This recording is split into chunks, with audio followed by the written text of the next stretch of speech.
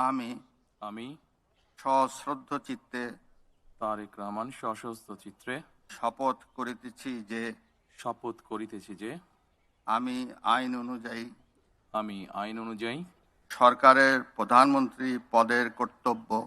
সরকারের প্রধানমন্ত্রী পদের কর্তব্য বিশ্বস্ততার সহিত পালন করিব।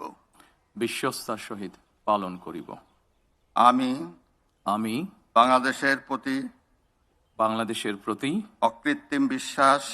অকৃত্রিম বিশ্বাস ও আনুগত্য পোষণ করিব।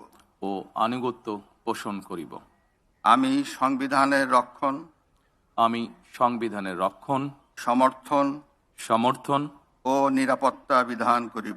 নিরাপত্তা বিধান করিব। আমি ভীতি বা অনুগ্রহ অনুরাগ বা বিরাগের বশবর্তী না হইয়া সকলের প্রতি আইন অনুযায়ী যথাবিহিত আচরণ করিব। চেয়ে স্বাস্থ্যকর হালিম রাঁধুনি হালিম। হালিম হোক রাঁধুনি হালিম।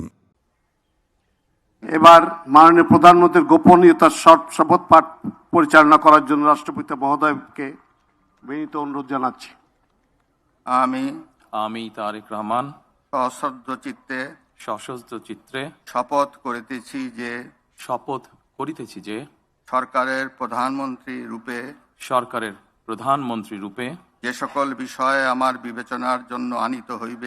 যে সকল বিষয় আমার বিবেচনার জন্য আনিত হইবে বা যে সকল বিষয় আমি অবগত হইব তাহা প্রধানমন্ত্রী রূপে যথাযথভাবে আমার কর্তব্য পালনের প্রয়োজন ব্যতীত প্রত্যক্ষ বা পরোক্ষভাবে কোনো ব্যক্তিকে জ্ঞাপন করিব না বা কোনো ব্যক্তির নিকট প্রকাশ করিব না।